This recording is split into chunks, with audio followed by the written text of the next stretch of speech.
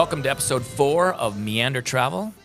It's also our second episode of our 4-part series of the France podcast of our 3-week trip to France just recently. I'm Tony, here with my wife, Julie. Hello. And our producer, Caleb. Hey, hey. And we're going to be talking today about specifically Nimes, the Tour de France, concerts in Roman Colosseums, the town of Nice on the Côte d'Azur, and the hilltop iconic town of Ez. A lot in Tour de France because that's part of what our trip was focused on. And let's get right into it. Wheels up. We're gonna be two hearts running wild.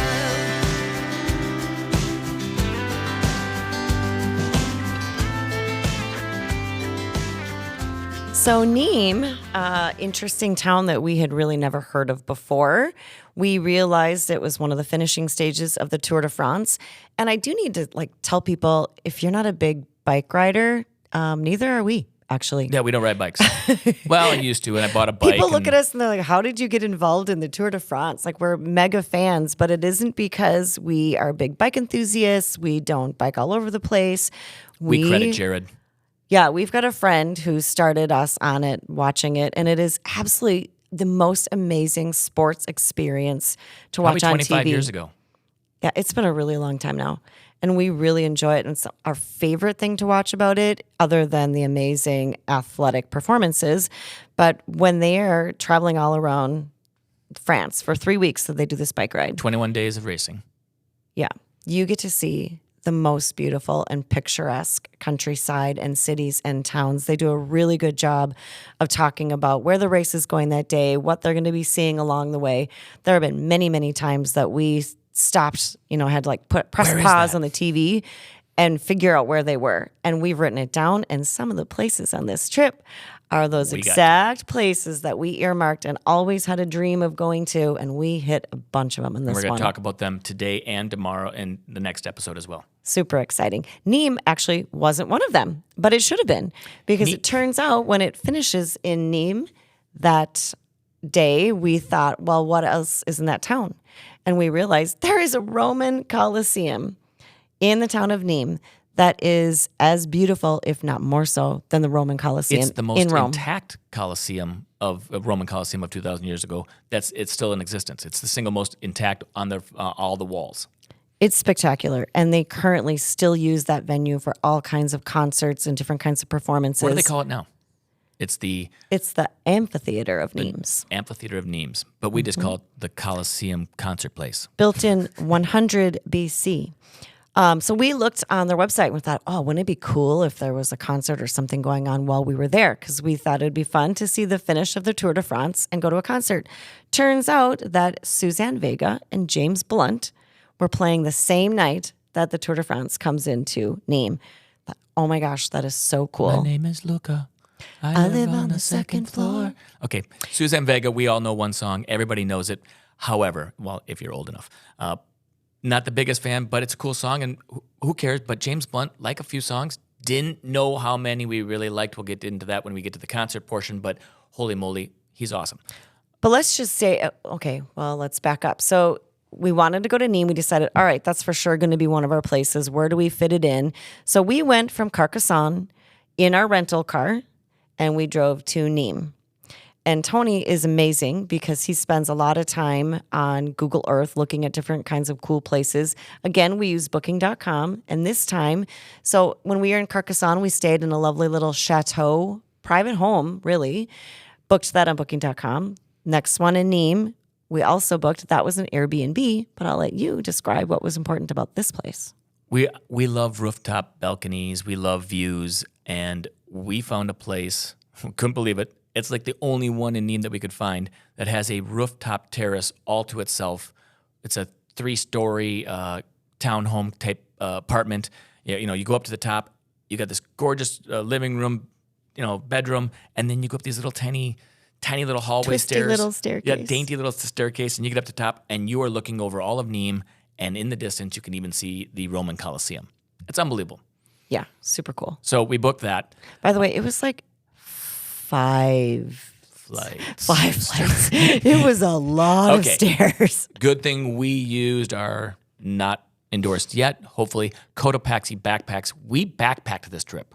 3 weeks in France in backpacks. Successfully and not successfully, which we'll get to later on when we get to Nice. Anyways, let's back up one thing. We drove from Carcassonne, Toulouse to Carcassonne, Carcassonne to Nimes, and then all the way down to Nice, everywhere in between. However, there are cameras everywhere. When people say, "Oh, you're going to get caught by the speed traps," they don't have cops on the side of the road with guns, it's speed guns. They've got camera boxes everywhere. And if you don't use Waze, tip right here, get a data plan for your cell phone that you can have your data on all the time and have Waze on when you're driving, because Waze will tell you when the cameras are coming up. They'll go doot, doot, doot, doot, doot, and then also you know that the cameras, if you're speeding, you might want to slow down and put it in the right speed so that when you go past the camera and then you pick up the speed that you want. And they will ticket you 4 miles over. 4 miles over. And if you have a rental car, they will probably just either you get charged by your rental car, or you will have a ticket show up in your mail. And since we're right now only a couple weeks being home, I may or may not be getting some mail. It's a good in the point. future. We haven't received one yet. Gosh, knock on wood, because I'm sure you did, because I know there's places. And also, fun fact, the cars over there beep like crazy too. I think they were beeping my at God. us That was annoying. constantly. If you would go a little bit over the speed limit, it 1 mile an hour over the speed limit, Beep. your car starts beeping at you to let you know that you're speeding. So you kind of are incentivized to go the speed limit so you just don't have constant beeping in your car. yeah, That may can be just drive be you our car. crazy. Okay, so back to Nimes. We booked this place. We have this awesome, when we get there, we can't believe how awesome it is. Also, our parking ramp, because we have a car, is about quarter to a half mile away, 5-6 blocks away. Not the most convenient, but when you're doing backpacks on cobblestones, way better than wheeled luggage. So wheeled luggage in Europe, a lot of places, ain't a great idea. It's brutal. And yeah. by the way, just scream American, because they are not going to have, people do not take wheeled luggage across cobblestones. So when you have your Cotopaxi or whatever backpack, there's all kinds of them. It's so nice just to be able to walk. And in those old town city centers, they don't have parking available on the streets. No. You are going to park in a ramp or a lot somewhere, probably quite a bit a ways away from your location that you're staying. So you need to do some research. If that's too far for you, you might not want to consider staying right in town where we did. But we wanted to be heart of the part old of the town. action and have good views. It was a really, really cute little Airbnb. We loved that. So the finish comes in on one of the stages. Each day is a different stage of the race in the Tour de France, and we knew that there was going to be finishing in Nimes. So we got there early enough. The race was going to be there the next day. We had an evening to ourselves. It was great. So we got to walk around Nimes the next morning after we got there. And as we were walking through town, our first wonderful encounter of different people that we got to meet, Julie and I were looking at this giant bull in a square, like a statue of a bull. We're taking funny photos. I actually looked like a moron because I'm like, here, take a picture of me taking the bull by the horns. So I'm bent over and I'm holding the horns of this bull, and this and here couple comes up to talk to Well, us. and we're wearing Tour de France t-shirts. That's true. So we look like, we're Tour de France fans or knowledgeable about it or something. And this young couple comes up to us.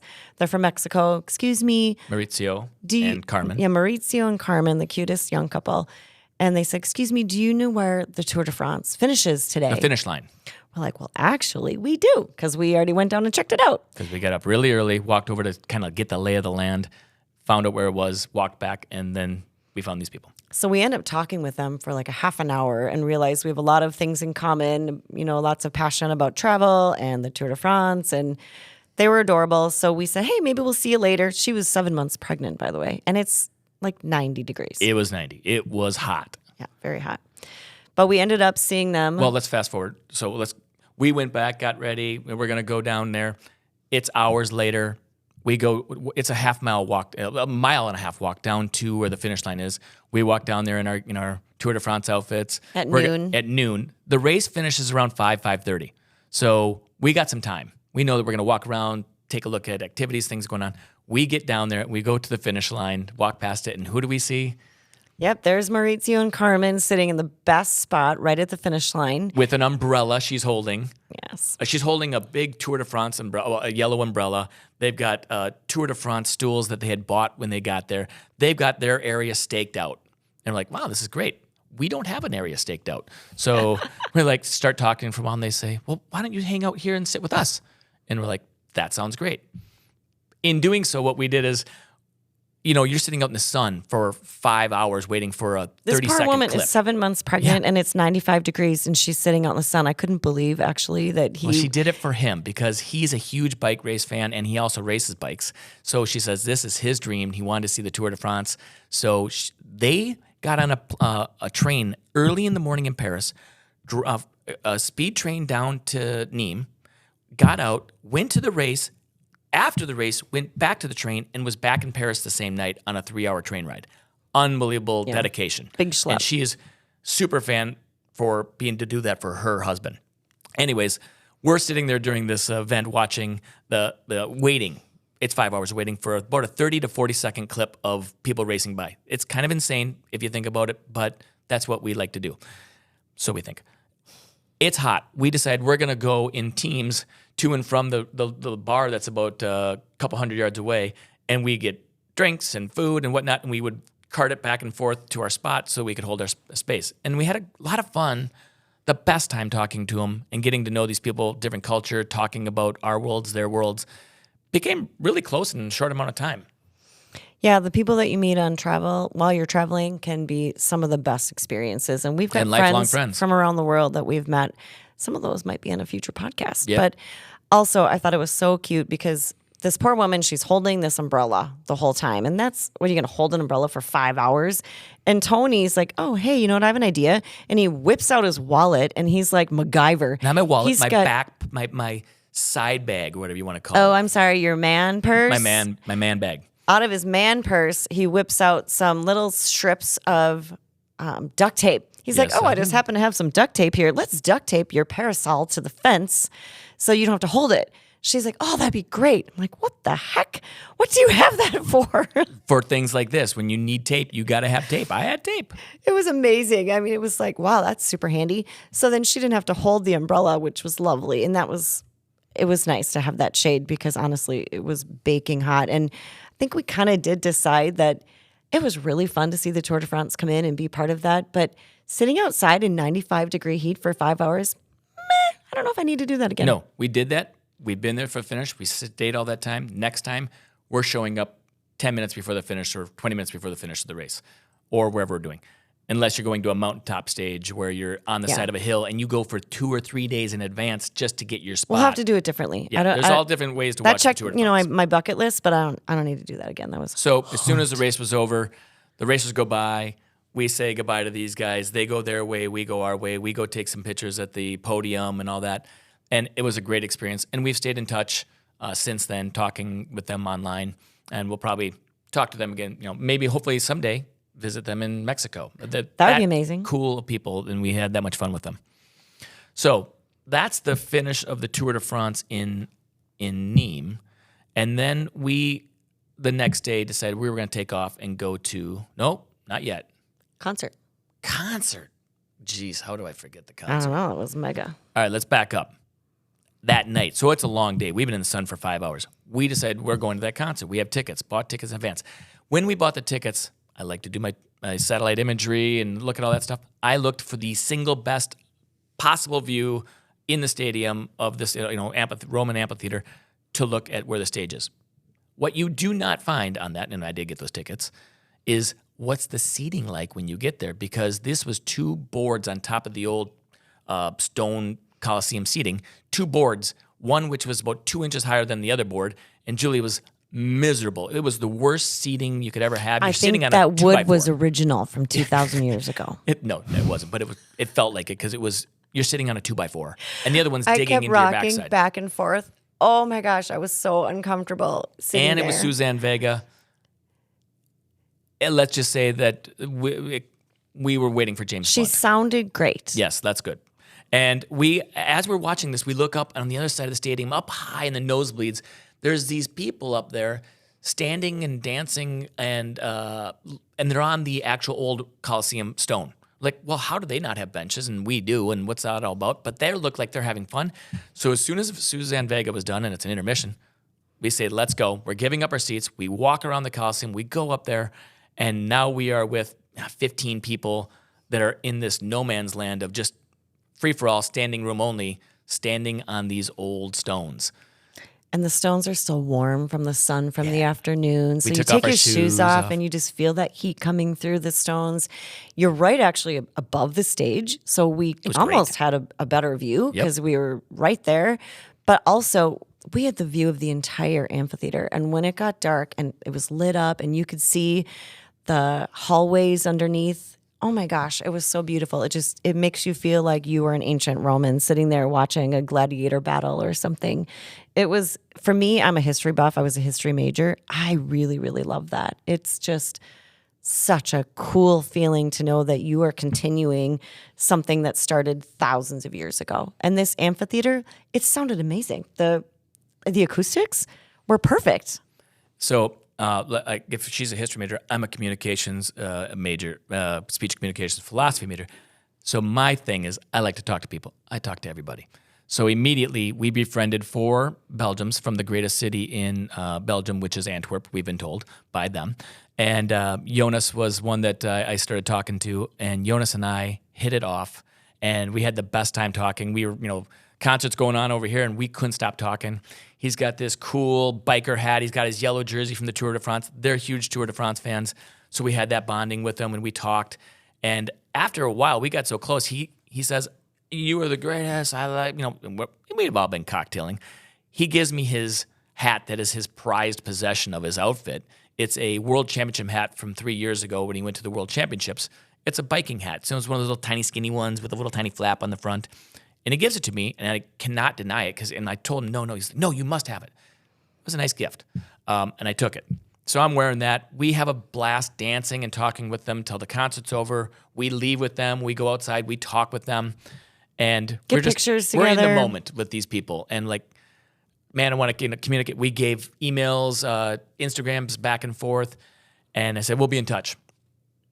It was really neat that you went to a concert in Nimes and you met these Belgian friends. He gives you a hat. The hat causes you to meet Another Matteo, who chased us down. And then because we met him, he got us into the most exciting part of the Tour de France that we've For ever us. participated in. So it's just weird. And then we meet Mark The Cavendish. string of events. And get another hat.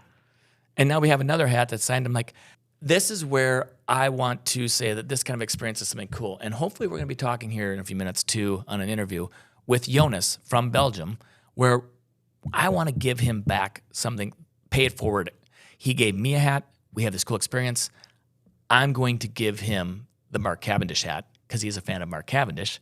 And this comes full circle. He gives me a hat. I give him one in return, but only because he gave me that hat. And we're going to be talking to him, see what he has to say. Hopefully that interview will be coming He up. doesn't know that story yet. He doesn't know what happened yet. So all he knows is that he gave me a hat and we said our goodbyes and we've talked a little bit, but I have not told him the story. So we're going to tell him on the interview and you'll get to hear that in a few minutes. Welcome, the Jonas Poirier from the greatest city in Belgium, Antwerp. Yes, indeed. Jonas, why don't you give a little background as to who you are in the sense of how we met you and where we were, because I've already talked a little bit on the podcast with my wife, Julie, about how we met, but give your perception and reaction as to how we met and who you were there. So hello, everyone. My name is Jonas. I'm from Antwerp in Belgium, 32 years old. We went past summer to Tour de France because I'm a fanatic of cycling. I went with 3 friends in a caravan of mobilo. I don't know how you say it in English. We say camper. To see multiple etapas de la Tour de France. So we love cycling, and that was the purpose of our destiny, our trip. And so we both were there in Nimes for the finish stage of the Tour de France. It finished in the city of Nimes, and we didn't meet during the day, but the night after the finish, Julie and I had tickets planned for long in advance to go to a concert at the Amphitheater de Nimes, which is the old Roman Colosseum. And I'm going to show you a little video and some pictures here, Jonas. You're going to love it. We sat there and we had the greatest seats. I did satellite imagery to find the best views. we got to our seats to sit down, and it was the most uncomfortable seat you ever saw. It was a wood planks, and they were uneven, and you were sitting on a 2x4, which is a little tiny board that we have, that we call it. And we were miserable, and we sat through Suzanne Vega, and then we're looking around and all the seats, and I've got video of the stage, and then up above, we see these people up there sitting on the terra firma, as we call it, these stone seats, the old Coliseum stone seats. Like, they're yelling and having fun. We should go up there. So Julie and I, at the intermission, take our wine and we trek off up to the spot, and we were greeted by you and your three friends. So welcome, you were so like, let's have fun. And we had the best time with you, dancing and singing, and your generosity was something that I'll never forget, which leads into a great story. But so when we come up there, we were singing and dancing right from the get-go. And we listened to James Blunt, who was our concert that night. Had you planned on going to that concert? No, we went to the finish of the stage in Nimes, and we drank a lot of beer. You could see it, and we went to our home place, the camping. But by passing by the Colosseum, we were hesitating. What is here to do? Who would sing here? And someone told us it was James Blunt. So we go to the Casa where they sold the tickets. And apparently, the woman told us we could buy 3 tickets and 1 gratuit. So we say, okay, we should do this. We went never to Nimes, never to a concert in the Colosseum. So we thought, okay, a very good idea. We go into the Colosseum. We thought, well, we have to stand. And we thought above on the biggest ring of the Colosseum, and we go to there. So we went to there, and we were there with 2-3 other people, and we with 4, me and my 3 friends. So that's the beginning of the evening of James Blunt, and then we met you and your woman, and it was for me it was top 3 most wonderful singers or concerts I have ever seen. So yeah, we thought, okay, we like a song or 2 of James Blunt, but didn't really know how many songs we knew and loved, and he was a great performer. Yeah, indeed. So, okay, so let's fast forward towards during the show. You were so friendly, and you're like, "Hey, I'm having so much fun with you." You gave me your hat. Yes, so indeed. This hat, I'm putting it on for the video for him, but it is from a UCI race world championship from 3 years ago, as you told me. Yes. And it was kind of special to you, but I said, "Don't give me your special hat." And he goes, "No, you're my friend. I'm giving you a gift." And I said, "Great, thank you. I don't have anything for you, but I just wanted to say thank you." And I wore it the rest of the night, and we had a lot of fun. It was a great memory, very, very kind of you. So we leave. I'm sorry, Julie wants to say something.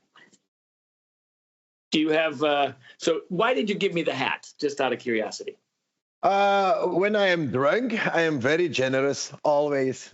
Most of the time, I will give a couple of pints or something to drink, or a cigarette, something like that. But now I have the hat, and I thought, here it's a nice gift. It's a nice souvenir for an American, an original pet. How do we say it in English? Original hat, yeah. An original hat from the World Championships in Leuven in 2021. So I thought, very, very nice for me, but more nice for you as a souvenir from Tour de France. So that was wonderful. That's why. That was very nice. And I didn't get to repay you with a hat, but I went down and with your friend, and we walked down and we got beers, and we had a great time trying to communicate, because his English wasn't as good as yours, I think. But he was excited to try and talk with me. So then I'll fast forward. After the concert, we left, and we said our goodbyes with you outside the stadium. And then we walked back to our apartment. And as we were walking up an alley, nobody in the alley except for a little couple tables at a bar.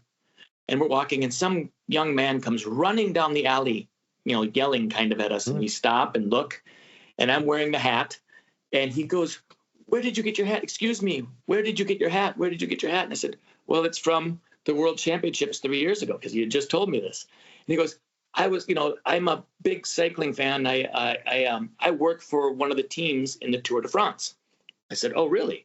Now my ears are excited to hear this. Yeah. He goes, "I'm with Team Arkea, which is a newer team that they had very good success with a rider in the early part of the race this year, their first win." Yeah. And he was really with the team. He had credentials on him, and we talked for quite a while, and he was very excited about the hat.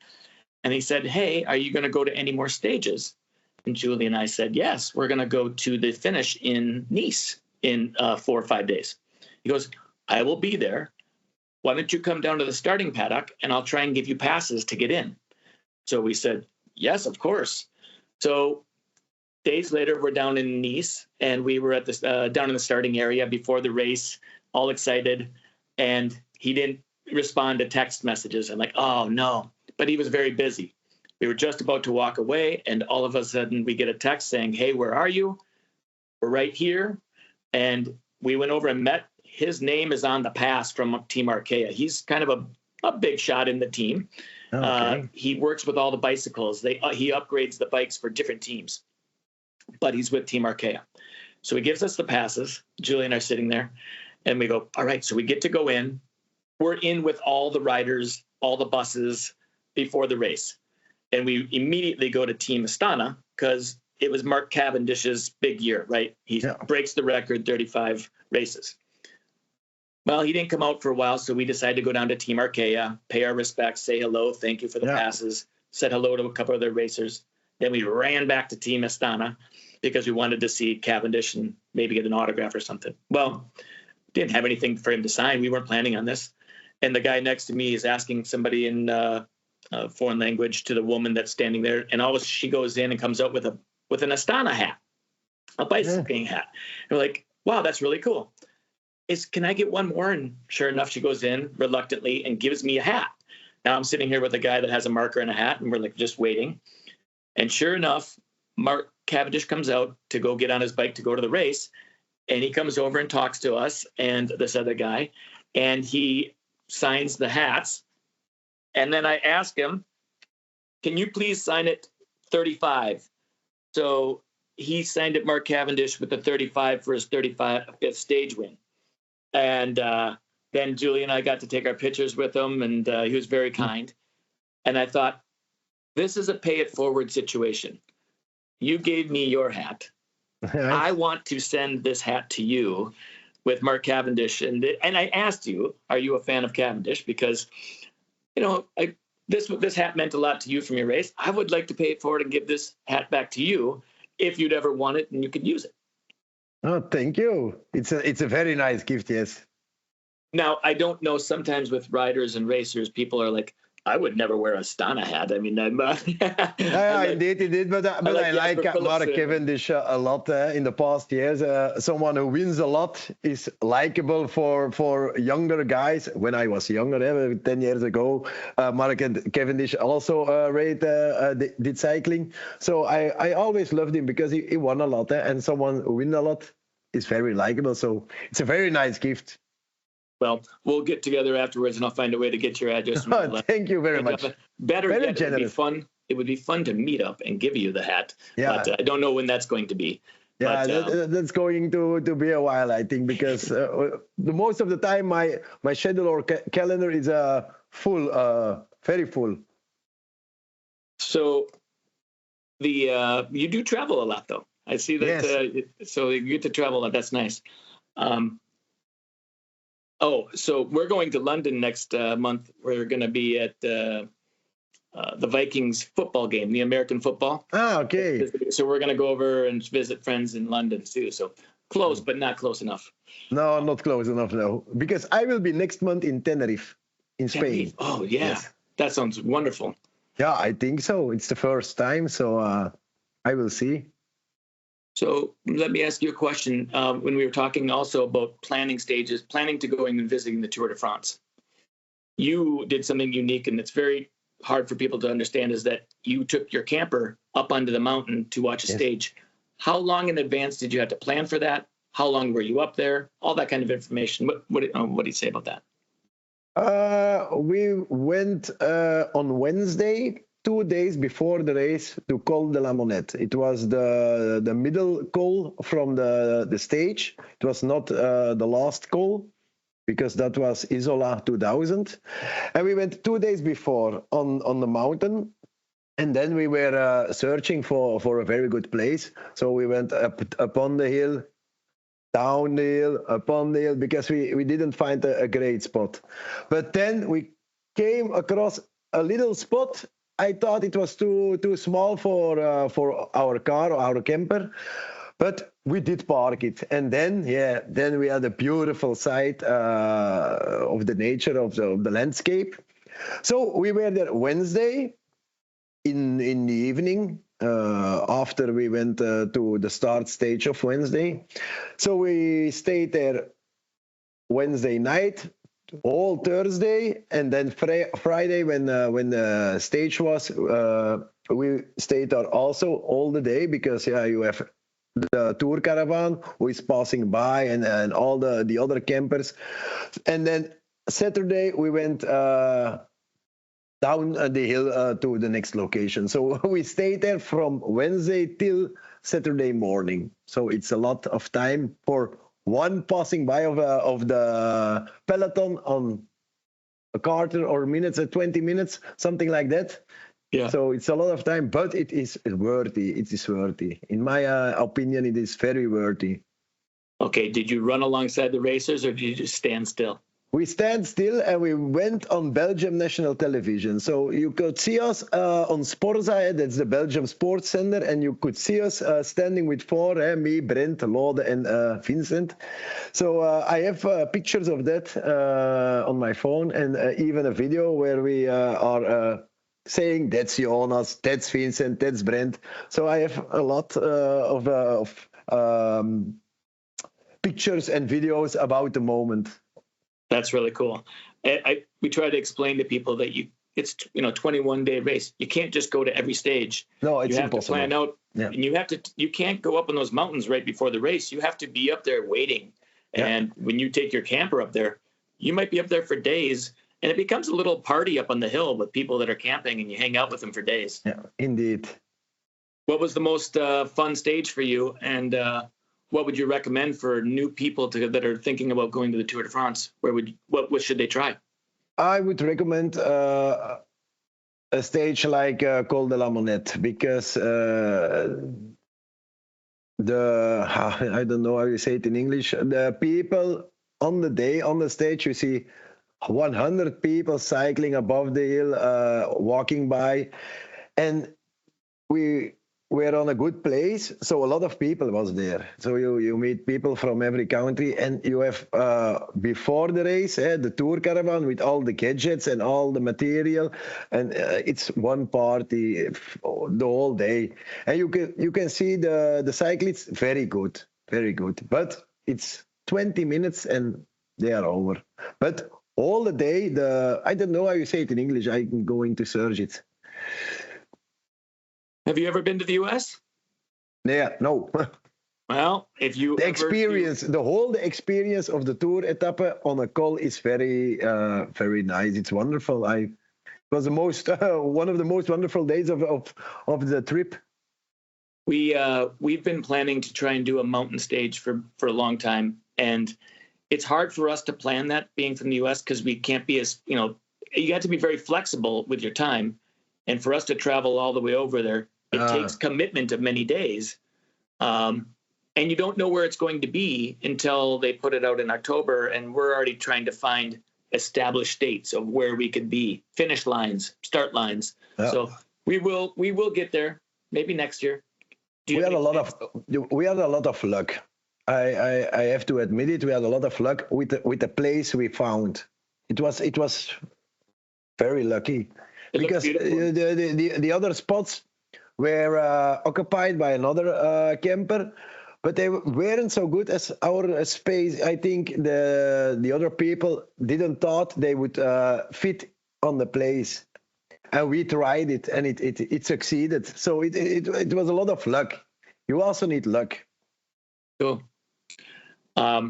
If you ever do decide to come to the United States, you have a place to stay here. You're more than welcome. We love meeting new friends from around the world. So hopefully we'll stay in touch because I've been to Belgium. My wife has been to your city of Antwerp. I have not been to Antwerp, but I've been to Brussels. But and from you and your friends, I do now know that it is the best city in Belgium. So. Okay, very good. But why is it the best city? There's a lot of there's Bruges, there's Brussels, why is Antwerp the best?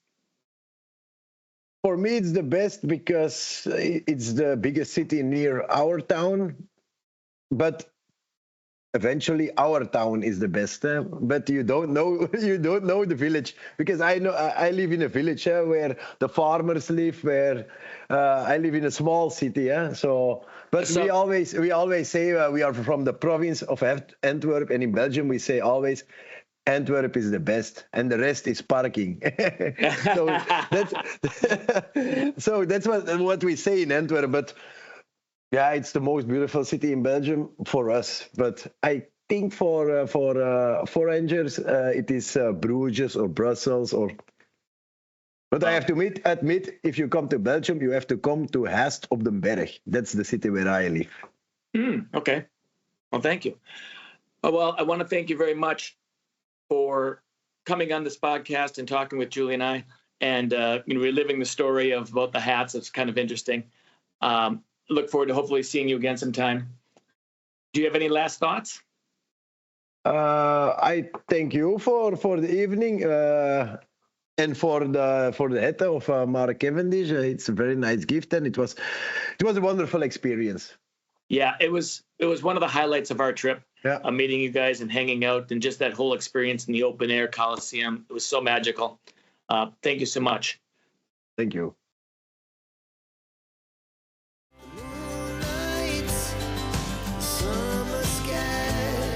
So, in Nice, you're on the French Riviera, and there's a lot of places you can go and see, but one of them that everybody wants to go to is Ez.